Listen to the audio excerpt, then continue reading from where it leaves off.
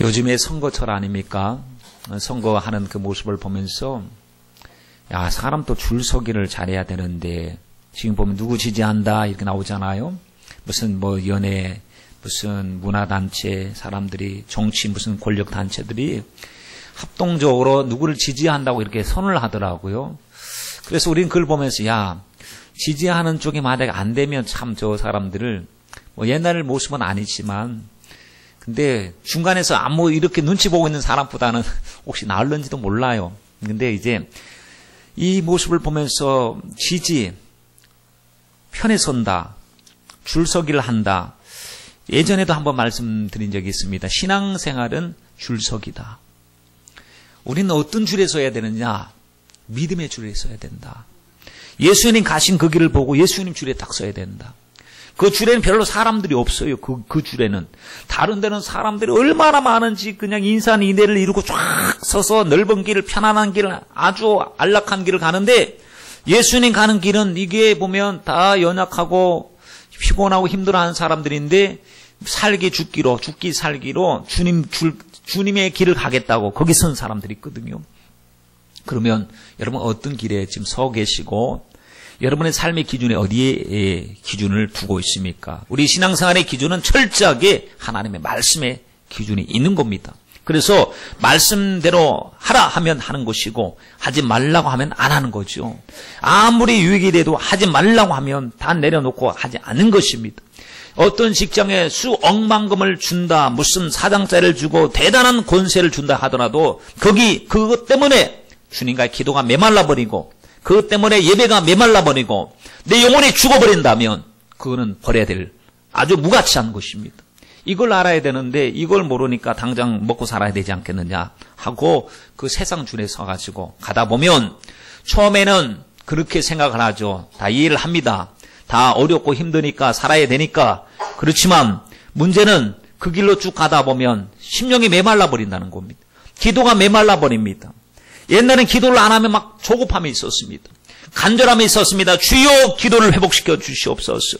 내 믿음이 하나님 낮아지지 않게 하여 주시고 무감각에 빠지지 않게 해주시고 살려주옵소서 하는 기도가 있었는데 기도 좀 안 하면 기도가 막 하나님 용서해달라고 회개의 기도가 있었는데 시간이 지나감에 따라서 그런 기도도 나오지 않습니다.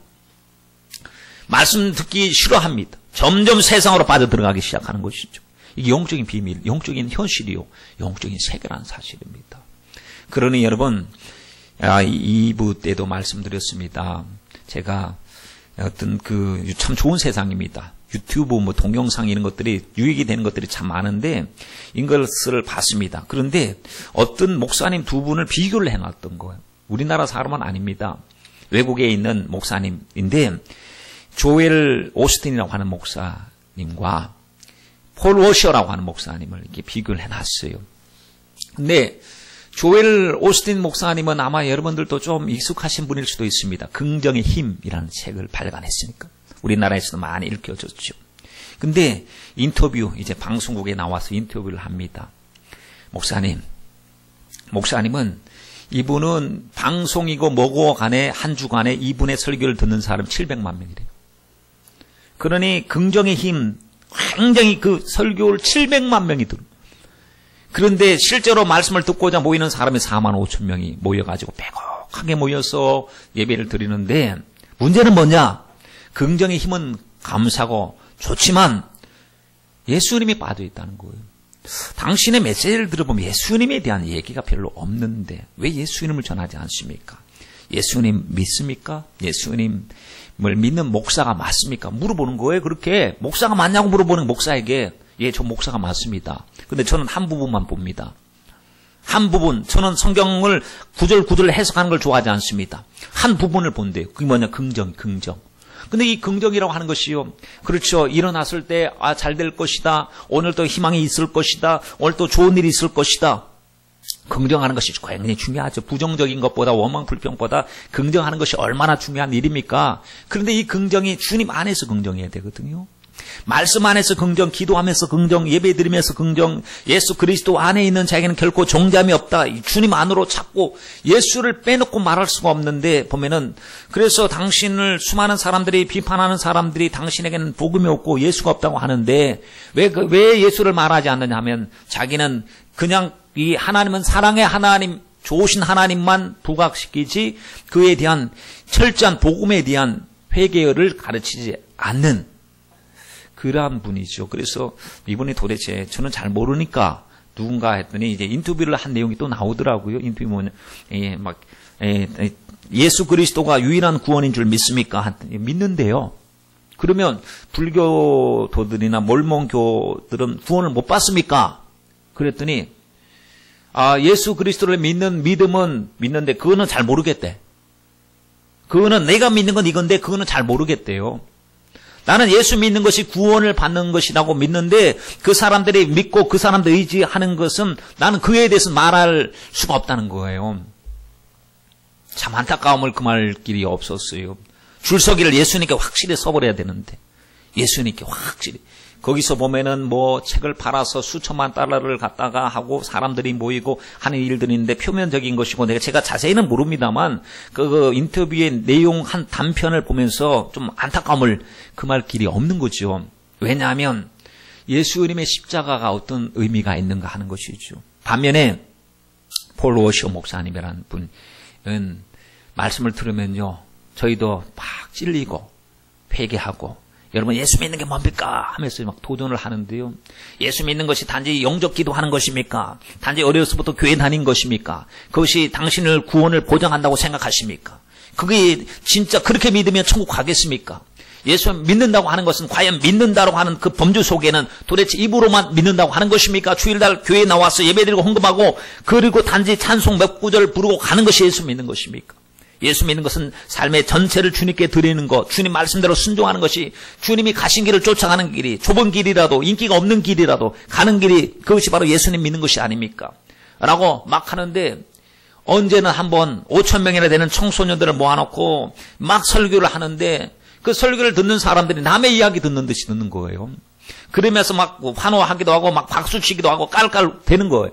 그때 왜 당신들은 이 말씀을 듣고 지금 남의 이야기처럼 여기에서도 복음이 복음되지 못해서 지옥 갈 사람들이 굉장히 많은 것 같은데 왜 이 사건을 내 사건으로 받아들이지 못하냐고 도전을 주고 있거든요. 여러분도 한번 들어보십시오. 존경하는 것 자체가 좋은 게 아니에요. 우리가 우리의 인격의 내면, 신앙의 실체를 말씀 앞에서 조명해 보는 것이 아주 중요하기 때문에 점점 갈수록 거기 보십시오. 수많은 사람들이 모여가지고 700만 명이 듣는다는 거예요. 그 속에서 복음으로서 회개하고 하나님 앞에 바로 세워진다면 얼마나 가치가 있겠습니까? 판단은 주님의 몫이죠. 그러나 복음에 빠져버린다는 것은요. 굉장히 이거는 믿음의 허우대만 멀쩡한 것이지 내용이 아무것도 없다는 사실을 우리는 깊이 알고 하나님 정말 예수님 믿는 사람이 되게 하여 주시옵소서. 여러분 갈수록 갈라집니다. 갈수록 하나님 편이냐 세상 편이냐로 갈라질 때 여러분 쉽게 생각하고 쉽게 우리가 선택을 하면 잘못된 길로 가갖고 실컷 예수 믿고 나서도 예수 안 믿는 사람으로 주님 앞에 서게 된다면 이것도 얼마나 무서운 일이겠습니까? 우리 주님의 인자하신 모습을 한번 떠올려 보세요. 주님의 이미지를 한번 상상해 보세요. 주님은 어떤 분이실까요? 사랑 많으시고 인자하시고 온화하시고 또 용서하시고 긍휼이 풍성하신 예수님. 우리를 보실 때마다 정말 말씀 스바냐 3장 17절 말씀 그대로 즐거이 부르시며 기뻐하시며 잠잠히 사랑하시며 막 사랑스러워서 어린 양을 안고 있듯이 막 사랑하신 주님 그 모습이 떠오르시죠. 왜냐하면 성경에 그런 예수님이 나타나 있으니까요. 남들은 돌 던질 때 가늠하다 현장에 다 잡힌 여자를 보시고 죄 있는 자, 죄 없는 자가 먼저 돌로 치라고 말씀을 하셨으니 주님이 그 죄를 지은 자도 품어주신 주님, 사람 취급하지 않던 삭개오야 내려와라. 가자 네 집으로 같이 가서 들어가자 했을 때에 예수는 죄인과 세리의 친구다 라고 조롱해도 주님은 그들을 사랑하신 주님이시고 바리 사마리아 여인 인간 취급하지 않고 유대인들은 말도 걸지 않던 그 여인에게 주님이 가셔서 여인이여 물을 한 잔 달라고 하시고 그 영혼에 대하여 간섭하시고 구원해 주신 주님이시거든요. 심지어는 십자가에 못 박혀서 죽으시는 바로 그 순간에 조롱하고 저주하는 그들 앞에서 주여 저들을 용서하시옵소서 저들이 하는 것을 알지 못합니다 하고 인자하심으로 품어주시고 용서하셨던 바로 그 주님이시라고요. 그러니 우리 주님을 생각할 때 사랑 많으시고 인자하시고 자비하신 주님을 생각하는 것은 당연한 일입니다. 주님은 사랑이시니까요. 우리를 긍휼히 여겨주시니까요. 그분께 구하면 회개하면 다 용서해 주시니까 그분을 그렇게 떠올리는 것은 절대로 잘못된 일이 아니라는 사실입니다. 그런데 주님은 사랑만 하시느냐 이거죠. 주님이 눈물 흘리시면서 심판에 대하여 말씀하시고 지옥에 대하여 말씀하시고 그리고 반드시 죄에 대해서는 빨리 회개하라고 말씀하시고 슬퍼하시는 주님은 못 봤습니까? 성경 속에서 우리 주님은 그냥 사랑으로만 잘못해도 오냐 했던 사랑의 주님이십니까? 아니면 행한 대로 갚아주리라 하셨습니까? 일한 대로 갚아주리라고 했습니까? 마지막 때 그때 보면 행위에 따라서 하나님의 백보자 앞에서 심판받게 될 것을 주님의 말씀에는 없단 말입니까? 아닙니다. 분명하게 사랑과 동시에 마지막 때에는 주님이 공의를 가지시고 심판하신 주님인 것을 명확하게 말씀을 하고 계시고 절대로 지옥에 가지 말라고 손이 범죄하면 손을 잘라서라도 불구의 몸을 가지고 천국에 가는 것이 훨씬 더 유익하다고 말씀하실 정도로 죄를 미워하신 분이시고 첫 마디가 회개하라 천국이 가까웠다 말씀하셨습니다. 회개하는 자는 다 받아주시고 용서해 주셨지만 회개하지 아니하는 자 잘못이 있어도 자기에게 잘못이 없다고 생각했던 바리새인들을 향해서 주님이 뭐라고 말씀하셨어요? 주님이 진노하신 내용들이 몇 번 나옵니다. 특별히 보면 바리새인들을 향해서 주님이 대노를 하셨어요. 저주까지 하셨어요. 이 독사의 자식들아 라고 말씀하셨습니다. 이 회칠한 무덤들이여 라고 말씀했습니다. 남들은 그렇게 생각하지 않았습니다. 그 사람들은 종교 지도자였습니다. 그 시대에 성공한 사람들 같아 보입니다. 존경받는 사람들이었습니다. 감히 대제사장에게 도전할 수 있는 사람은 아무도 없었습니다. 그런데 주님은 바리새인들에게 대제사장들에게 서기관들에게 회칠한 자들 외식하는 자들이라고 주님이 말씀을 하셨거든요. 그리고 막 슬퍼하시고 주님께서 안타까워하셨습니다. 왜 그러냐? 믿는다고 말을 하지만 속에 믿음이 없었기 때문에 그렇습니다. 교만으로 꽉 들이차 있었고 하나님을 향한 순수한 마음이 없었습니다. 입술로는 주를 공경했지만 마음으로는 주를 믿지 않는 사람들이었습니다. 그런 그들을 보고 주님이 저주까지 하셨다는 말씀이에요. 오늘 본문의 말씀을 보십시오. 오늘 본문도 보면 성전을 막 뒤집어 버리셨어요. 성전에 들어가셔서 이 성전이 뭐냐? 이게 왜 성전이냐? 성전은 기도하는 내 아버지의 집이거늘 누가 강도의 구렬로 만들어 놓았느냐? 장사 소구에 만들어 놓았느냐? 하시고 주님 다 뒤집어 버리셨거든요. 분노를 하셨단 말이에요. 이 분노가 한 번만 있었던 것이 아닙니다. 성전 정화 작업은요. 요한복음 2장에도 보면 똑같은 내용이 나오고 요한복음 2장을 쓸 때는 예수님이 막 시작할 때입니다. 이제 복음을 전할 때 물을 포도주로 바꾸실 때 이제 예수님이 비로소 복음을 전하실 때에 성전을 정화시키신 주님이 오늘 본문에는 보면 주님이 이제 일주일도 남지 않았습니다. 주님이 십자가에 달릴 것은 이제 곧 목전에 다가와 있습니다.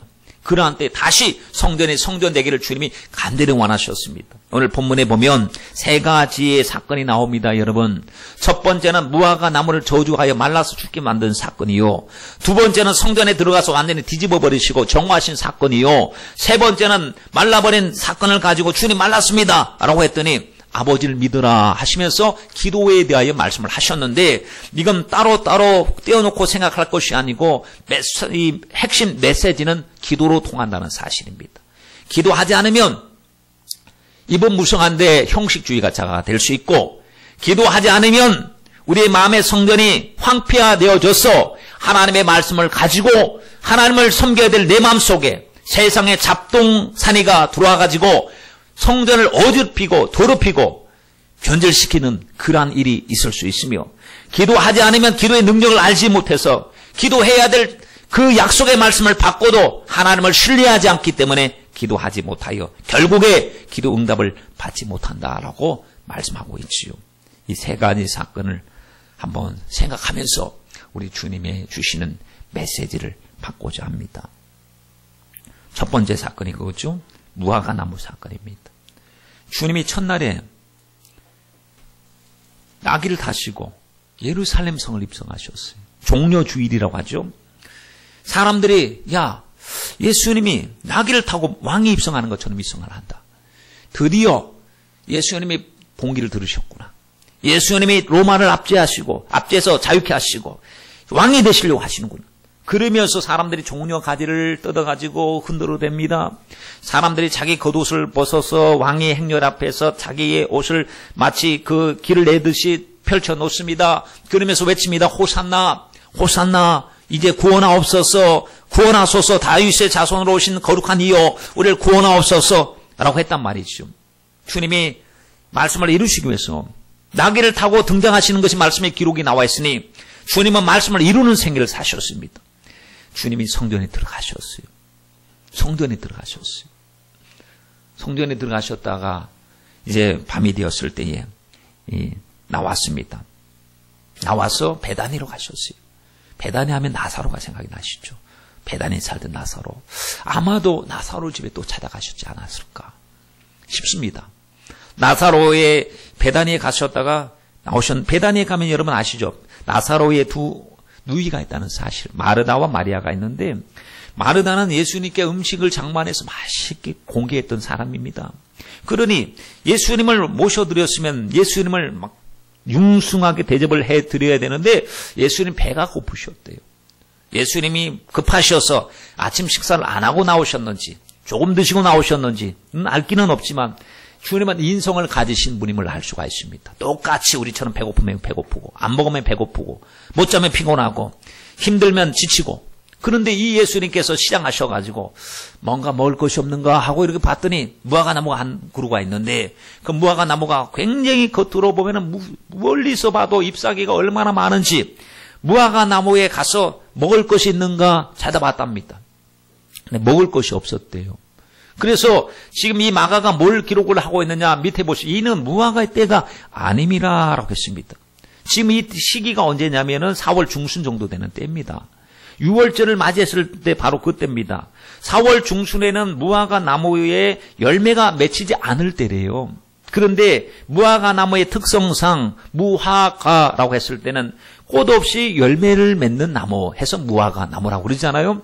그러니 보통은 꽃이 나고 나서 열매를 맺는데 꽃이 안 폈는데도 열매부터 3월 달에 작은 열매를 맺는답니다. 나무의 특성을 한번 보니까 3월 달 되면은 작은 열매가 맺는데 4월이 되면 풍성해지고 나고 그 다음에 본격적인 열매를 맺는데 풍성한 잎사귀가 있다고 한다면 지금 작은 열매는 찾아볼 수 있을 텐데 특성상 작은 열매가 없다라고 하는 것은 그 해는 열매가 없다는 거예요. 그 해는.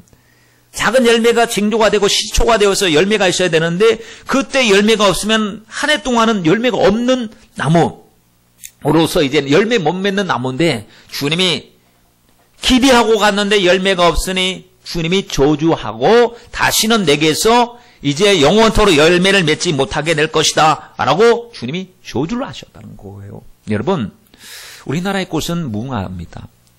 일본은 사쿠라가 일본의 꽃이라고 그러더라고요. 그러면 성경 속에서 이스라엘 백성들을 지칭하고 상징하는 나무들이 몇 그루가 나오는데 그 나무가 포도나무, 감람나무, 무화과나무입니다. 무화과나무 하면은 이스라엘 백성들, 감람나무, 포도나무, 이 성경에서 많이 나오는 나무들 아닙니까? 그러니 단지 무화과나무만 보신 것이 아니고 무화과나무를 통해서 이스라엘 백성들에게 주시는 메시지를 주님께서 주시고자 함인 것을 우리는 알아차려야 됩니다.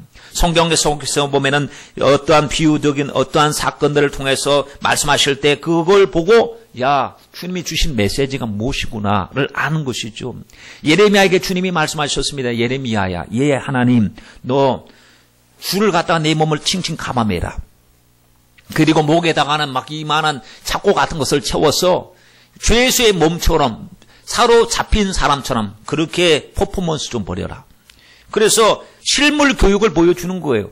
하나님의 선지자가 갑자기 시장을 돌아다니면서 길가를 돌아다니면서 말은 안 하지만 몸에 칭칭 감고 목도 가눌 수 없을 정도로 이렇게 부자연스러운 모습을 가지고 말없이 돌아다니는. 왜 저런다지? 저 왜 저래? 라고 하지만 주님은 순종하지 아니하면 너희들의 신세가 이렇게 될 것이고 이 나라의 백성들이 포로로 끌려가서 이렇게 처참한 지경이 될 것이다. 주님이 말해도 안 들으니까 좀 말보다도 이제 보여줄 수 있는 시각적인 효과를 보여주기 위해서 주님이 이런 일을 행하셨어요. 그런가 하면은 열왕기상 11장 29절 이하에 보면 아히야라고 하는 선지자가 있는데 하나님이 아이야에게 아이야야 새 옷을 입어라. 새 옷을 입고 여로보암을 만나게 하시는데요. 여로보암이 누구냐면 여러분 솔로몬 이후에 왕 나라가 두 갈래로 딱 찢어집니다. 남유다와 북이스라엘로 갈라지잖아요. 이때에 남유다는 두 지파고 여기는 10지파로 구분돼서 갈라지는데 그때 북이스라엘의 초대 왕이 여로보암이지 않습니까? 그런데 여로보암이 아직 왕이 되지 않았을 때에 하나님의 선지자 이 아이야가 찾아가서 새 옷을 입고는 쪼각쪼각 냅니다. 12조각으로 내서 10조각을 주는 거예요. 여로보암에게 10조각을 준다는 것은 네가 10지파를 얻게 될 것이다.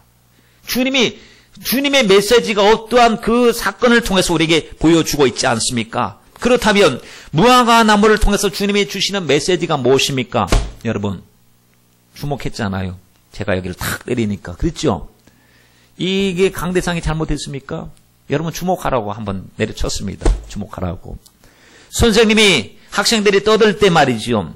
칠판을 세게 친다든지 교탁을 세게 칠 때 딱 칩니다. 그러면 떠들던 아이들이 딱 눈치를 보게 되죠. 왜냐? 주목이라는 주목. 말할 때 좀 시끄러우면 말 안 들리니까 주목해라는 것입니다.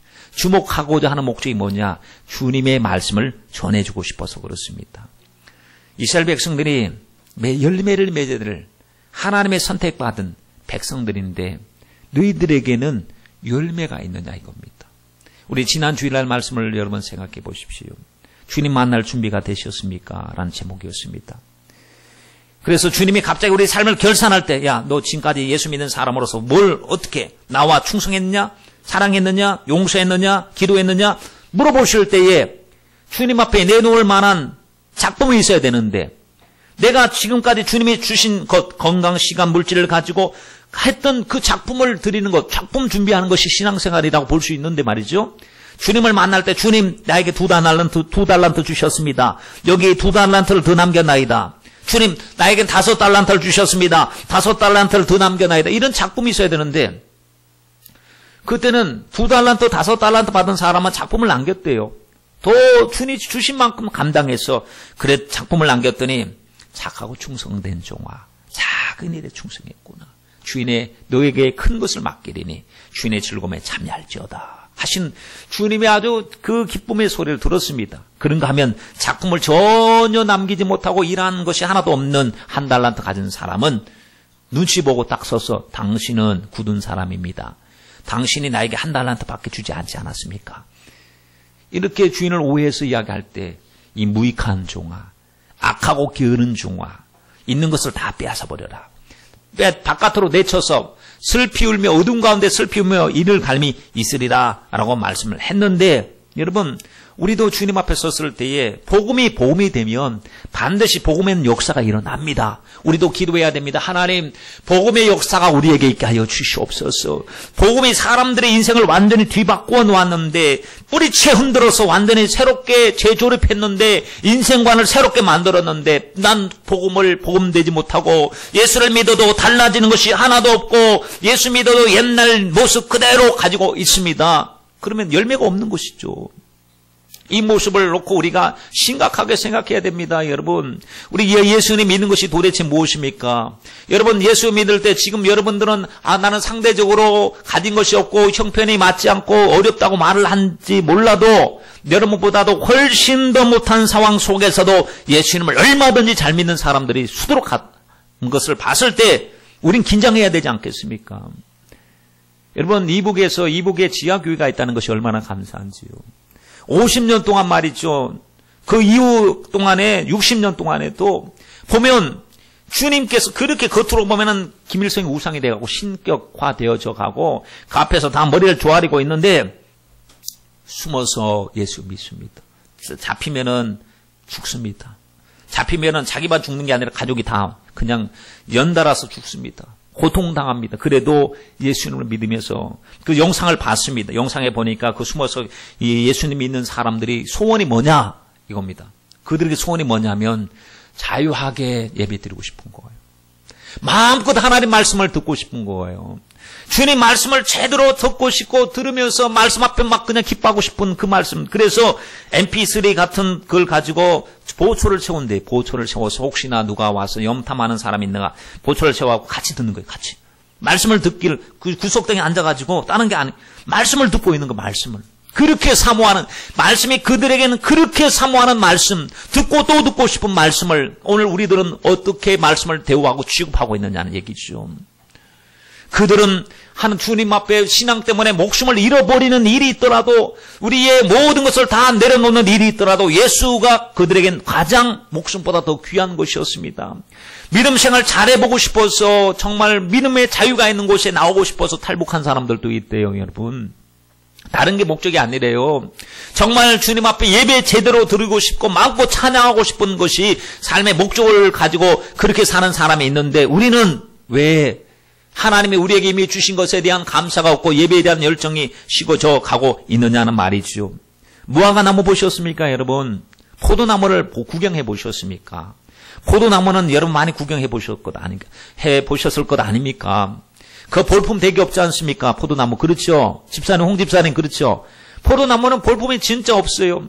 이 멋있는 것도 아니에요. 수려하지도 않아요. 관상용도 아닙니다. 그렇다고 땔감입니까? 땔감도 아닙니다. 그거 너무 바짝 말라고 비뚤어졌고 땔감도 될 수가 없어요. 장작이면 좀 두툼한 무슨 이런 목재나 돼야 장작불에 오래 타지 않겠습니까? 금세 타서 없어질 것이니. 그러면 포도나무 가지를 가지고 무슨 장롱을 짜겠습니까? 아무런 소용이 없거든요. 무화과나무도 똑같습니다. 그런데 이걸 가지고 지금 존재 목적이 뭐냐 이겁니다. 존재 목적 오로지 열매입니다. 오로지 열매. 열매가 없으면 소용이 없는 거예요. 주님께서 우리에게 요구하시는 것이 무엇입니까? 그 열매로 그들을 알리라고 말씀을 하셨어요. 그러니 주님께서 마지막 순간에 너가 키가, 머리 스타일이 무슨, 아니면 얼굴에 뭐 피부에 어떤 그 아름다움이 어떠한가, 주님은 외모를 보시지 아니하신다고 그랬습니다. 중심을 보시고 열매를 보시고 열매를 보고 그들 알리라고 말씀을 하셨으니, 여러분 주님이 우리에게 열매 찾으실 때 주님 앞에 들을 열매가 있습니까? 요한복음 15장 16절 말씀을 보세요. 너희가 나를 택한 것이 아니요 내가 너희를 택하여 세워나니 이는 너희로 가서 과실을 맺게 하고, 주님이 세우신 목적, 과실, 열매를 맺게 하고, 또 너희 과실이 항상 있게 하여 내 이름으로 아버지께 무엇을 구하든지 다 받게 하려 함이니라 라고 말했습니다. 그런데 우리는 늘 고민합니다. 주님, 나에게는 열매가 없습니다. 열매가 부족합니다. 근데 성경에 보면은 요한복음 15장에 분명히 열매 맺는 것이 쉬운 일이다. 열매 맺는 것은 어려운 일이 아니다. 포도나무에 가지가 붙어 있으면 절로 과실을 맺는데요. 붙어 있기만 하면 절로 과실을 맺는데요. 내 힘, 내 노력이 아닌 우리가 관심을 기울여야 할 것은요, 붙어 있는 것이래요. 신앙생활은 붙어 있는 거예요. 여러분, 주님께 자꾸 붙어 있어야 됩니다. 긍정 좋아요. 그러나 주님께 떨어진다는 것이 문제 있죠. 이런 얘기를 들었습니다. 목사님들이 말이죠, 외국에서 목사님이 설교했으니까 외국 이야기겠죠. 목사님들이 골프를 치러 갔대요. 골프. 외국에는 뭐 골프 치는 일이 뭐 일반적인 스포츠인가 보죠. 골프를 치러 갔는데 골프 이야기하다가 어떤 분이 예수님 이야기를 했대. 그랬더니 하는 말이, 아니 여기까지 나와서 예수님 이야기하냐고 그래요. 지금 골프를 쳐도 예수를 생각해야 되고요. 여러분이 혹시 낚시를 가시더라도 낚시터에서 예수님 생각해야 돼요. 여러분이 무슨 일을, 운동을 하더라도 예수님을 생각해야 되고, 장사를 하든지 아니면 누구를 만나든지 여러분 관심 속에는 예수님의 말씀과 생각으로 꽉 차 있어서 내 생애 가운데, 물론 쉴 수 있습니다. 요가를 선용할 수도 있습니다. 취미 생활도 할 수도 있는 거죠. 그런데 그 시간에도 예수를 생각하는 거예요. 볼링공을 던지면서 볼공을 할 때 저거 가운데 있는 거, 저거 자존심과 교만과 혈기야, 저거 다 때려 부셔야 돼 하는 마음을 가지고 볼링을 해보십시오. 볼링하다 성령 충만하다니까요. 그러니까 여러분, 똑같이 하더라도 하나님 육적인 건강을 주시옵소서. 하나님 뭐든지 예수와의 관련을 해야 되는데 안식을 해도 쉬어도 그렇습니다. 예수님께 붙어 있어야 돼요. 예수님께 붙어 있어야 됩니다. 그런데 여러분 보십시오. 붙어 있는지 안 붙어 있는지도 모르는 사람도 많습니다. 겉으로는 교회 나오니까 붙어 있겠지, 예배 드리니까 붙어 있겠지 하지만 실상을 보니까 안 붙어 있잖아요. 바리새인들 보세요. 실상은 안 붙어 있었잖아요. 주님이 붙어 있었다면 얼마나 칭찬 많이 하셨겠어요. 참 수고한다고. 하늘나라의 확장을 위해서 너희들처럼 수고하는 사람 천국에서 상이 크다고 주님이 말씀해 주셔야 될 그 바리새인들 아닙니까? 근데 주님께서는 중심을 보니까 겉은 뭐 거룩하고 위대한 척하지만 중심을 보니 하나도 안 붙어 있으니 주님이 그 외식 때문에 슬퍼하시고 근심하는 것을 보십시오. 여러분, 마태복음 7장 말씀에 보면 주님이 하신 말씀이 뭔지 아십니까? 겉만 봐서 모르겠다. 나는 그들을 열매를 보고 판단하리라 하는 말씀이 꽉 차 있잖아요. 거짓 선자를 조심해라. 그들은 양의 가죽을 입고 속에는 노략질하는 이리들이 있다. 그러니 말로만 들어서는 천사 같아서 모르겠다는 거예요. 그들이 나타나는 열매를 보고 그들을 분별하리라 라고 말씀하시면서 아주 절정 최고봉이 뭐예요? 마태복음 7장 21절 말씀에 보면 나더러 주여 주여 하는 자마다 다 천국에 들어갈 것이 아니요 다만 내 아버지의 뜻대로 행하는 자라에 들어가리라. 그 열매가 뭐냐? 하나님의 뜻대로 행하는 거예요.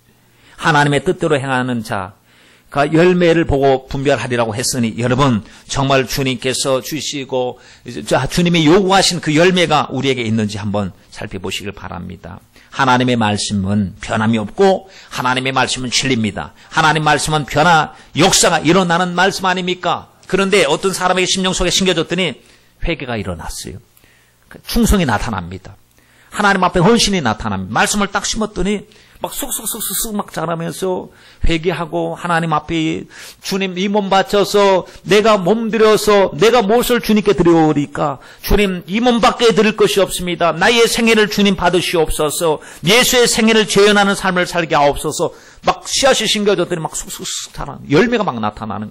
어떤 사람의 씨앗을 딱 던지면 팅팅 튕겨져 나와. 왜냐면 돌짝밭. 길가밭이라서 안 들어갑니다. 던져도 쑥 들어가야 되는데 단단해져 갖고 팅팅 튕겨져 나오니 마귀가 와서 말씀을 싹 다 잡아먹습니다. 그러면 주님 내 마음이 말씀을 받을 때 튕겨져 나온다 하면 주여 성령으로 팍 주시옵소서. 완악한 나의 마음, 강팍한 나의 마음, 굳어진 나의 마음, 하나님 세상의 것으로 꽉 다져진 나의 마음을 주님 길가밭 안 됩니다. 옥토로 만들어 주시옵소서. 말씀 들을 때 말씀은 들리지만 자꾸 세상의 염려가 들립니다. 그리고 재리의 문제, 물질의 문제 때문에 자꾸 거기에 신경 쓰다 보니까 이게 신앙이 자라지 못하는 이 마음이 가시밭이라고 그러셨거든요. 가시밭이요. 그러니 이 세상의 염려와 재리의 마음으로 가시의 기운이 막혀서 결실을 막는 것이 바로 가시의 기운이라고 했는데 주님 이거 먹고 사는 문제 주님이 책임져 주실 줄 믿습니다. 먼저 그 나라와 그 일을 구하라고 말씀하셨습니다. 이 모든 것을 도와여 주실 것이라고 약속하셨습니다. 주님의 방법으로 역사하시고 길을 열어 주시옵소서 하고 주님 편에 서면 주님은 여러분의 사업과 여러분의 가정을 책임져 주실 것입니다. 주님 내 동댕이 치고 혼자서 달려가지 마시고 주님을 앞장 세우시길 바랍니다. 주님은 우리가 애쓰고 노력하는 것보다요 훨씬 더 능력이 많으시고 주님이 도와주시면 한꺼번에 역사가 일어납니다. 온 땅을 여러분 삽으로 폰다고 생각해 보십시오. 딱딱하게 굳어 있는 땅을 갖다가 내가 꽃갱이로 파고 삽으로 팔면 하루에 얼마나 팔겠습니까? 온종일 파도 얼마나 파겠냐 이거죠. 주님께 기도하니까 포크레인 한 대가 오니 그냥 한 번만 탁 찍어 버리면 내가 수시간 동안 했던 것이 금세 그냥 해결되는 것처럼 주님의 능력이 그렇게 위대한 것인 줄 아시고 여러분 정부리 우리의 마음밭을 관리하는데 먼저 시간과 마음을 기울이시길 바랍니다. 여러분 말씀에 심겨지면 내가 말씀 앞에 죽어지면 썩어지는 미랄처럼 되면 하나님의 역사가 일어납니다. 여러분 안 믿는 사람들도요 세상에 성공하는 사람도 있어요. 안 믿는 사람들도요 더 건강한 사람도 있고 더 남들 보기에 막 그냥 부러움의 대상이 되는 사람도 있습니다. 사업에 성공해가지고 대단한 영향력을 가진 사람 보면 안 믿는 사람 봤을 때 야 하나님이 왜 불공평한 것 같아. 하나님은 우리가 기도하고 순종하고 애쓰는데 우리에겐 그런 기적을 안 베풀어 주시고 저는 안 믿는 사람들은 아프지도 않고 더 형통하니 이거 하나님 정말 살아 계신가 안 계신가 모르겠네. 여러분 하나님은 일반 은총이라고 했어요. 노력하는 사람들에겐 다 일하는 대로 거두게 하시는 은총이 있습니다. 그래서 그들이 부유함을 누릴 수도 있고 그리고 어떤 성공의 모습을 가질 수도 있지만 그들은 영원한 생명은 없어요. 주님을 떠나서는 어리석은 부자처럼 어리석게 살다가 주님의 심판대 앞에서 영원한 형벌을 면할 길이 없는 것이죠. 그러니 우리는 그러한 관점, 물질의 관점으로만 세상을 볼 것이 아니라는 사실이죠. 영혼의 관점으로, 말씀의 관점으로 보아야 합니다. 열매 없는 무화과 나무를 샘플로 삼으셔서 저주하신 주님의 심정이 어땠을까요? 말해도 듣지 아니하고 교만과 타락 속에 있는 그들을 주님이 안타까워하시면서 자연을 하나의 본보기로 삼아주셔서 그렇게 밥뿌리까지 바짝 마르게 하신 주님이 행하실 때 기분 좋게, 아주 기분 좋게 하셨겠습니까? 주님이 답답하셔서 슬픔 가운데 제발 이러한 사건을 통하여 주님이 주시는 메시지를 들으라고 주님께서 말씀하고 계십니다. 여러분, 지금 주님께서는 우리에게 열매를 기대하실 때에 하늘을 보니 열매가 없대요. 아예 찍어버려야 되겠다. 주인이시여, 한 해만 더 기회를 주십시오. 제가 걸음을 주고 제가 잘 가지치고 잘 돌아볼 터이네. 이번 해 동안은 열매가 없었지만 차후에 열매가 있을 것입니다. 그 너무 쉽게 심판하지 마시고 한 번 더 기회를 주십시오 라고 하는 송지기처럼, 농부처럼 주님은 우리에게 또다시 한번 기회를 주시기 위해서 은혜를 베풀어 주십니다. 여러분 누구십니까? 빛의 자녀 아니세요? 빛의 자녀이신 줄 믿으시면 아멘 하십시다. 우리 빛의 자녀입니다. 빛의 자녀면 빛의 자녀의 열매를 맺어야 됩니다. 착함과 의로움과 진실함이래요. 여러분 누구십니까? 성령의 자녀, 성령의 사람들 아니십니까? 그렇죠. 성령의 사람들 맞으시죠. 그렇다면 성령의 열매를 맺어야 되지 않겠습니까? 사랑과 희락과 화평과 오래 참음과 자비와 양선과 온유와 절제와 충성의 열매, 충성의 열매 맺어야 되는 것 아닙니까? 자비하심의 열매를 맺어야 되는 것이 아닙니까? 여러분이 누굽니까? 구원받은 하나님의 자녀들 아니십니까? 그렇다면 이 구원의 소식을 널리 전하여 전도 열매를 맺어야 되는 것이 아니겠습니까? 주님 앞에 이 사건을 보면서 우리는 회개하는 마음을 가지고 말씀을 받아야 될 줄 믿습니다. 하나님, 주님이 나를 부르실 때 못했느냐고 말하실 때, 물어보실 때 주여 무익한 종입니다. 하나도 못했습니다. 라고 말할 수 없습니다. 주님을 배울 때에 하나님 주님 주신 것 가지고 한 2개를 더 남겼나이다. 5개를 더 남겼나이다고 이야기했던 그 종들처럼 우리도 주님 정말 열매에 있는 주의 일꾼들이 되게 하여 주시옵소서. 기도하고 순종하고 역사를 일으켜 나가야 될 줄 믿습니다. 자, 2번째 사건을 보십시오. 주님이 이렇게 말씀하시고 성전에 들어가셨어요. 성전에 들어가셔서 보니까 성전이 장사하는 시장 바닥처럼 되어 있었습니다. 주님께서 뒤집으셨죠. 성전 안에 매매하는 자들을 내어 쫓으십니다. 돈 바꾸는 사람들의 상과 비둘기 파는 자들의 의자를 둘러 엎으시면서 내 아버지 집은 기도하는 집이라 하였거늘 어찌하여 강도의 구렬로 만들었느냐. 그때 그들은 예배 드릴 때 짐승을 제물로 가지고 와서 예배 드리는 바로 그때였죠.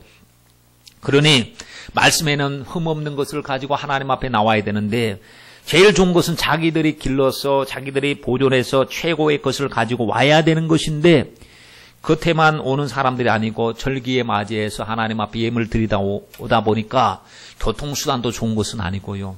뭐 낙타를 타고 온다든지 도보로 온다든지 염소를 끌고 양을 끌고 온다고 생각해 보십시오. 안고는 올 수 없잖아요. 오다 보면 지쳐버리고 병들어버리고 아프다 보니까 처음에는 주님 앞에 가장 좋은 걸 드리기를 원하는데 오다 보니까 이게 조금 이게 상태가 별로 안 좋네요. 그래서 어떻게 하면 주님 앞에 최고의 것을 한번 드려볼까 생각하다가 그럴 것 같으면 저기다 농장을 하나 만들어서 여기에다 공급을 받아서 여기서 직접 그 장소에서 매매를 하면 최고의 것을 얻을 수 있지 않겠는가. 이렇게 처음에는 좋은 동기입니다. 좋은 동기. 그런데 이 동기가 변질되기 시작하죠. 왜냐하면 이게 주거니 받거니 하다 보니 거래가 생기고 거래에 이익이 생기고 이익을 생기다 보니까 제사장 주머니에 돈이 들어오기 시작하는 거예요. 장사꾼들이 서로 사람들은 파는 사람만 많은데 들어가기만 하면 떼돈을 버는데 말이죠. 그러기 위해서는 뭐 커미션을 줘야 되고 안 보이는 뇌물도 줘야 되고 막 이럴 거 아닙니까? 그러다 보니까 더 많이 주는 사람 입찰 붙여갖고 이거 30% 주겠습니다. 50% 주겠습니다. 50% 주는 사람 걸 딱 봤는데 문제는 싸게 하다 보면은 이게 제품에 문제가 생기고 뭔가 변들이 생기기 시작하잖아요. 세상에서도 그렇죠. 그렇게 해서 부실적인 것이 들어와도 외부에서 갖고 들어온 것은요, 거절하는 거예요. 자꾸 책을 잡는 거예요. 이거 건강하지 못하다. 빠꾸다. 아니다. 안 된다. 라고 하는데, 거기서만 사면은 오케이, 그냥. 거기에서 팔았다고 하는 마크만 딱 찍혀 있으면은 볼 것도 없어요. 그 마크만 확인하고 오케이 하니까 사람들의 뇌리 속에도 어디 갖고 올 필요 없다. 가까운 데서 그냥 거기서 파는 데서 샀으면 좋겠다 하는데 여러분 6월절을 맞이해서 사람들이 오는 사람이 얼마나 많습니까? 각 처소에서 전리기를 지키기 위해서 오는 사람들이 있으니 그걸 수요를 감당하기 위해서 공급하는 사람이 많아지니 그곳에서 막 파는 사람 사는 사람 시끌 하면서 막 이방인의 뜰에서 보면 장사하고 그러다 보면 공간이 없으면 더 안쪽으로까지 들어와서 막 장사하니 예수님이 보시니 이거는 기도하는 아버지 집이 장사의 소굴, 강도의 구렐이 되었다는 거예요. 본질이 바뀌었다는 거예요. 원래 본질은 하나님 앞에 최고의 것을 드리는 예배 제사가 필요했는데 이제는 돈 파는데 제사장들도 이제는 영적인 예배에 대한 관심은 없고 많이 파나 안 파나 떼돈 한번 벌어보자 이렇게만 생각하고 같이 변질되어 가고 있으니 심각합니다. 돈도 마찬가지입니다. 왜 돈을 바꾸느냐? 성전에 성년들이면 20세 이상이 되면 1년에 반세계를 성전세로 내야 됩니다. 1년에 반세계를. 근데 자기들이 쓰는 화폐와 드려지는 화폐가 틀려요. 그러니 환전소가 필요한데 환전하다 보면 수수료가 나오잖아요. 이래가지고 막 돈 바꾸는 시끄러운 소리, 또 짐승 사는 시끄러운 소리가 들려졌을 때 주님이 분노하시면서 막 뒤집어 버리셨어요. 청결하게 하셨죠. 이게 한두 번이 아니죠. 두 번이나 이런 일이 있으셨는데 보면 주님의 관심은 성전이 성전되기를 원하시는 거고 성전에 예배가 있기를 원하시고 기도가 있기를 원하십니다. 그렇다면 이 말씀을 통해서 우리가 느껴야 될 것이 무엇입니까? 지금 우리는 와가지고 무슨 양 팔거나 뭐 그 돈 받고 그런 건 아니잖아요. 그런데 우리가 해야 될 일이 뭐냐면 마음을 살펴봐야 된다는 사실입니다. 고린도전서 3장 16절 17절 말씀을 보세요. 너희가 하나님의 성전인 것과 하나님의 성령이 너희 안에 거하신 것을 알지 못하느뇨. 내 안에 성전이 내 안에 계셔요. 그러니 내 안에서는 성전은 뭐 하는 곳이라고? 예배 드리는 곳. 성전은 하나님 앞에 기도하는 곳입니다. 내 심령이 주님과의 기도로 교통이 되어져야 합니다. 예배, 그래서 다른 것이 들어올 수가 없어야 됩니다. 오직 주님만을 위한 내 마음이 되어야 됩니다. 하나님의 나라는 여기 있다 저기 있다 할 것이 아니고 오직 내 마음 속에 하나님의 나라가 임한다라고 말씀을 하셨는데 내 마음 속에 보면 하나님에 대한 예배 회복, 기도 회복, 감사 회복, 찬양 회복, 막 전도하고 서로 성도들끼리 만나서도 주거니 받거니 하는 말이요. 믿음의 말이 되어야 됩니다. 그리고 어떻게 하면 우리가 하나님의 역사를 더 경험하고 하나님께 순종해 볼 수 있을까? 집사님 저에게는 말이죠. 이런 부분이 참 극복하기 어렵고 순종하기 어려운데 하면 옆에서 믿음이 좋은 사람은 그래도 하나님께 맡겨보세요. 기도해 보세요. 손해 가는 거, 손해처럼 보이나 결코 손해가 아니더라고요. 하나님이 반드시 역사를 해주시더라고요. 말씀이 진짜 맞아요. 하면서 막 자기들이 경험했던 하나님의 역사를 이야기해주고 하나님을 생각하는 것들이 우리의 마음과 생각 속에 꽉 들이차 있다면 우린 정말 영적인 사람이 되지 않겠습니까? 그렇죠?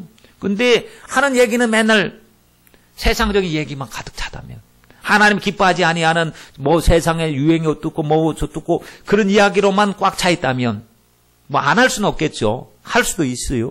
그러나 그런 속에서 주류를 이루고 있고 하나님에 대하여 멀리 생각이 떠나버려져 있다면 이거는 예수님이 지금 저 성전에 들어가서 보고 분노하신 것처럼 내 마음의 성전에 들어와 보시고서는 너 마음이 왜 이렇게 장사하는 강도의 구렬이 되었느냐.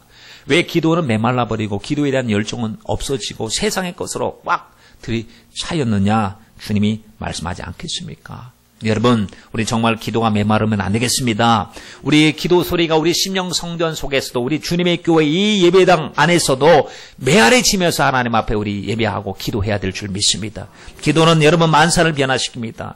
여러분 한번 기도해 보십시오. 기적이 일어날 것입니다. 기적이 일어나는 것을 이제 하나님 앞에 감사하고 사람들 앞에서 간증하면서 야 정말로 기적이 일어난다 라고 주님의 말씀을 확실하게 대변해 줄 수 있고 간증해 줄 수 있는 하나님의 축복의 주인공 되시길 주님의 이름으로 축원드립니다.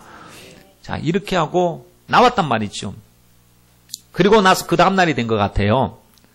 그 다음날 아침에 지나가는데 그 무화과 나무 곁을 지나가게 되었습니다. 저희가 아침에 지나갈 때에 말씀하고 있으니 무화과 나무가 뿌리로부터 말라버렸어요. 그때 어제 봤던 그 무화과 나무. 그때는 어땠습니까? 잎이 청청하고 우람하고 꽤 괜찮은 무화과. 그래서 열매가 많은 줄 알았던 무화과 나무인데 말씀 한마디가 싹 죽어버려요. 주님이 도끼질한 겁니까? 주님의 뿌리를 드러내야 나왔습니까? 주님은 말씀만 하고 지나가셨어요. 그런데 말씀 한마디 살든 무화과나 뭐 죽어버렸다는 거. 베드로도 깜짝 놀랍니다. 여러분, 도대체 예수님이 누구시냐 이거죠. 주님께서 말씀으로만 다시는 내게서 열매를 영영토록 먹지 못하게 될 것이다 라고 하신 주님이신데 자연계가 말씀 앞에 순종해버렸어요. 우리 찬양에도 예수님이 말씀하시니 물이 변해 포도주 되었다는 거예요. 갖다 물을 채워 넣어라. 갖다 주니까 포도주가 됐어요. 그분이 도대체 무슨 수작을 부리신 게 아니에요. 마술하신 것이 아니란 얘기죠. 말씀하시니 말씀대로 돼버렸어요. 여러분, 예수님이 말씀하시니 죽은 나사로가 나사로야 나오라 했더니 살아나왔어요. 예수님이 말씀하시니 풍랑아 바다야 잠잠하라 했더니 거친 파도가 잔잔해졌대요. 예수님이 말씀하시니 죽은 나사로가 살아났습니다. 예수님이 말씀하시니 귀신 들린 귀신이 사람 속에 들어있다가 나와서 돼지떼 속에 들어가서 돼지떼가 몰살되었습니다. 예수님 말씀하시니 나인성 과부의 아들이 벌떡 일어났습니다. 예수님이 말씀하시니 백부장의 하인이 중풍병에서 놓여서 깨끗하게 치료받았습니다. 다 주님이 말씀하신 그 말씀을 통하여 일어났습니다. 그러니 주님이 그렇게 말씀하신다고 하면 말씀 한마디만 해도 천지가 움직이고 그분의 말씀 앞에 다 무릎을 꿇는데 유독 고집 피우고 반항하는 것이 인간이라 그러잖아요. 주님이 계속 말씀하셔도 말씀 앞에 뻣뻣하게 말씀 앞에 교만을 부리고 아집을 피우고 도전하고 예수님이 지금도 우리에게 말씀하시는데 여러분 보십시오. 예수님께서 진실로 진실로이라고 이야기하셨어요. 예수께서 말씀하실 때 예수께서 대답하여 저에게 이르시되 하나님을 믿어라. 22절 말씀에 하나님을 믿어라.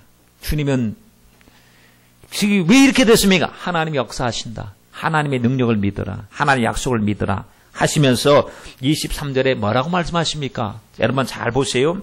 내가 진실로 내게 이르노니 했어요.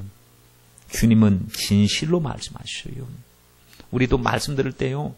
진실로 받아들여야 됩니다. 주님 농담하신 것도 없습니다. 하나도 없습니다. 주님은 진실로 말씀하십니다. 우리는 주님 말씀을 그냥 별것 아닌 것으로 듣습니다. 그럴 수도 있어요. 그래서는 안 됩니다.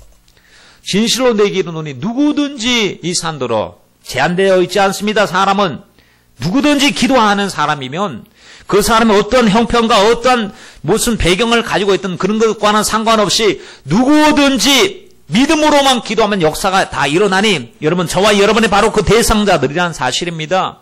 이 산들어 들리어 바다에 던지우라 하며 그 말하는 것이 이룰 줄 믿고 마음에 의심하지 아니하면 그대로 되리라. 누구든지 기도할 수 있습니다. 그러나 의심이 들어가면 안 됩니다. 의심이 들어가면 아무런 못 먹을 것이 되고 맙니다. 여러분 보십시오. 아무리 맛있고 좋은 곳이 있다 하더라도 그 속에 오염된 독극물이 조금 들어가고 가장 썩은 것들이 들어가면요. 그 전체를 갖다 버려야 되지 않습니까? 순수하지 못하면 오염된 것들이 같이 혼합되어 있으면 그것은 쓸모가 없는 것입니다. 주님께서는 가장 경계했던 것이 의심이었습니다. 기도할 때 의심하지 말라는 거예요. 하나님을 믿으니까 주님의 약속을 믿으니까 주님이 어떤 분이신 줄 알았으면 그렇게 주님의 약속 너희들이 지금까지는 구하지 아니하였다. 그러나 이제는 내 이름으로 구하라. 내가 시행하리라. 주님이 말씀하셨다면 주님 말씀을 믿고 우리가 주님의 뜻대로 되는 것으로 믿고 기도하면 그대로 되는데 지금까지 응답이 없었다면 우리가 반대로 생각해보면 의심했구나. 너무나도 의심했구나. 기도하면서도 의심하고 예배 드리면서도 의심하고 두 마음을 품는 자는 하나님으로부터 응답받기를 꿈에도 꿈꾸지 말라고 말씀했지 않습니까? 그렇죠? 야고보서의 말씀에 보면 두 마음을 품는 자는 하나님으로부터 얻기를 구하지도 생각지도 말라고 했습니다. 그러니 근데 문제는 말이죠. 우리 속에 자꾸 두 마음이 있다는 게 문제예요. 우리가 믿습니다 한다고 믿음이 확 들어오는 게 아니라는 게. 두 마음이 항상 우리 속에 갈등하고 있어요. 사도 바울이 로마서 7장에서도 늘 육신의 생각과 영적인 생각이 충돌하고 부딪히고 있다고 그랬지 않습니까? 두 마음의 생각이. 근데 누가 이깁니까? 육의 생각이 있고 영의 생각이 있습니다. 쉽게 표현해서 검은 검정개가 있고 흰개가 있다고 해. 말씀드렸죠. 검정개가 있고 흰개가 있는데 싸움에 누가 이기느냐? 답은 쉽습니다. 힘센 개가 이긴다. 힘센 개가 이긴다. 그러면 자꾸 검정개에다가 양식을 공급합니다. 자꾸 검정개는 육신의 생각, 흰개는 영의 생각인데 육신의 생각에다 자꾸 육적인 것만 공급을 하면 여기 힘 생깁니다. 힘이 생겨서 영적인 생각을 장악합니다. 짓눌러 버립니다. 근심과 염려가 짓눌러 버립니다. 믿음으로 살려고 해도 자꾸 듣고 기도하고 듣고 말하고 생각하는 것이 자꾸 이러한 쪽의 것이라고 한다면, 그래서 우리는 부단히 하나님 앞에 말씀을 듣고 기도하고 나를 돌아보고 하나님 의심을 관리하게 하옵소서. 의심이 들 때마다 의심의 종이 되지 마시고 말씀으로 의심을 묶어버리는 주님의 사람들이 되시길 바랍니다. 여러분, 말씀으로 의심을 어떻게 묶는지 아십니까? 이렇게 묶으시면 됩니다. 기도할 때 주님 말씀대로 살려고 할 때, 야, 기도만 하면 되느냐 하는 생각이 쓱 들어오죠. 지금 당장 너 나가서 어떻게 해야 되는 거 아니냐? 이거 누가 도와줄래? 너가 힘쓰지 않으면 안 되지 않겠느냐? 라고 하는 육신의 생각이 들어옵니다. 그럴 때 말씀을 가지고 나를 묶습니다. 하물며 낼까 보냐 믿음이 적은 자들아. 하나님이 이 모든 것을 더하여 주신다고 약속하지 않았냐? 주님, 나는 말씀에 묶인 자입니다. 주님 말씀의 뜻을 이루어 주시옵소서.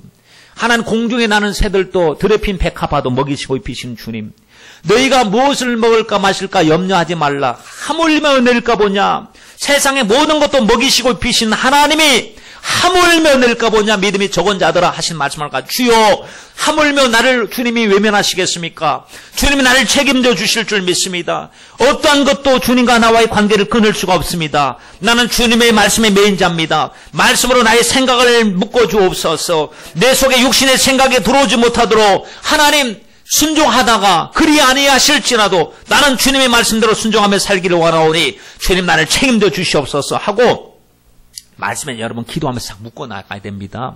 의심이 들어와서 의심의 마귀가 떠나갈지어다. 세속아 떠나갈지어다. 육신의 생각아 떠나갈지어다. 물리쳐야 됩니다. 그게 내 속에 자꾸 들어와서 주인 행세하면 안 되지 않습니까? 그렇죠? 여러분, 우리 늘 갈등 속에서 삽니다. 늘 고민스럽잖아요. 주님 뜻대로 살아야 되는데 주님 뜻대로 살고자 하는 마음은 있으나 현실이 그렇지 못할 때 느끼는 갈등, 이거 갈등으로만 갖고 계시지 마시고 하나님 앞에 우리 성령 충만 받아서 옛날에는 맨날 졌던 문제들을 이제는 순종함으로 승리하는 저와 여러분이 되시길 바랍니다. 의심이 이겨야 됩니다. 의심을 말이죠. 여러분, 주님께서 이렇게 말씀 한마디로 모든 것을 다 행하시는 주님께서 말씀하실 때 기도하라 라고 하셨습니다. 여러분, 믿음의 생각, 주님의 편의 생각을 선택하시길 바랍니다. 24절 말씀을 보십시오. 그러므로 내가 내게 말하노니 무엇이든지 기도하고 구하는 것은 받은 줄로 믿으라. 누구의 말씀이? 예수님 말씀. 예수님 말씀 한마디에 지금 일어난 일을 받지 않느냐 이거죠. 내 말 한마디에 천지가 움직이고 무화과 나무의 뿌리까지 말라버린 것을 봤는데 내가 진실로 말을 하노니 진짜다, 참이다, 거짓이 없다라고 하는 이 말씀, 기도 응답의 약속의 말씀을 우리가 어떻게 받아들이고 얼마나 중요한 말씀으로 받아들여야 되겠습니까? 마땅히 주님의 약속의 말씀을 진실되게 확실하게 우리는 받아들여야 될 줄 믿습니다. 여러분, 이렇게 귀한 것이 기도입니다. 이렇게 귀한 축복이 기도에 대한 축복입니다. 그런데 주님이 오케이만 하시면 끝나는 겁니다, 여러분. 주님이 결제 내리시고 도장은 주님 허락하시고 주님이 용납하시고 인정하시면 우린 끝나는 것입니다. 그러니 우리는 주님 앞에 인정받기 위해서 무진장애를 써야 됩니다. 여러분, 내 인생의 기도가 막히지 않도록 해야 됩니다. 자, 한번 생각해 보십시다. 여러분은 어떻습니까? 기도가 막히지 않았습니까? 다른 것 때문에 분주하셨죠. 세상 일 때문에 분주하셨죠. 자, 다 좋습니다. 그러나 기도는 막히지 말아야 됩니다. 기도는 내 심령 속에서 메말라지면 안 됩니다. 기도가 막히는 순간에 우리는 형식주의자가 됩니다. 열매 없는 무화과 나무처럼 껍데기 시중하게 됩니다. 기도가 막히는 순간에 내 속에서 기도에 대한 감격은 사라지고 새 속에 들어와서 꽉 자리 채웁니다. 주님을 의식해야 될, 주님을 기쁘게 해야 될 내 심령 성전에 온갖 세상의 걱정은 다 끼안고 살기 시작합니다. 여러분, 그거 다 내려놓고 주여, 다른 것 하나님 맡기면은 그것도 문제지만 기도가 메말라 버리면 우리 인생은 다 메말라 버립니다. 기도가 살면 다 삽니다. 기도 살려주시옵소서. 여러분, 기도하는 저와 여러분이 되시길 주님의 이름으로 축원드립니다.